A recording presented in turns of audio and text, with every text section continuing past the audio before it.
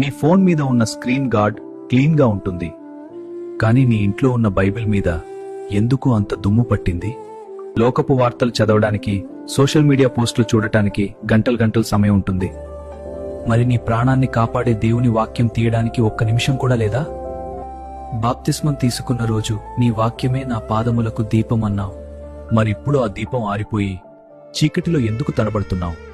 వాక్యం లేని క్రైస్తవుడు తూటాలు లేని తుపాకీ లాంటివాడు. మరి ఇప్పుడు ఆ దీపం ఆరిపోయి చీకటిలో ఎందుకు తడబడుతున్నావు? శోధన వచ్చినప్పుడు దేవుడు నన్ను కాపాడలేదు అని ఏడుస్తావు, కాని ఆయన నీతో మాట్లాడాలని ఇచ్చిన ఉత్తరాన్ని మాత్రం నువ్వు విప్పి చూడవు. నీ ఆత్మ ఆకలితో అలమటిస్తోంది, గమనిస్తున్నావా? కీర్తనలు 119 ఏం చెబుతుందంటే, నీ వాక్యము నా పాదములకు దీపమును, నా త్రోవకు వెలుగునయ్యున్నది.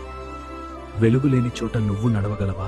వాక్యం లేని జీవితం ఎప్పుడైనా పక్కదారి పట్టవచ్చు. అది నిన్ను దేవుని నుండి దూరం చేస్తుంది.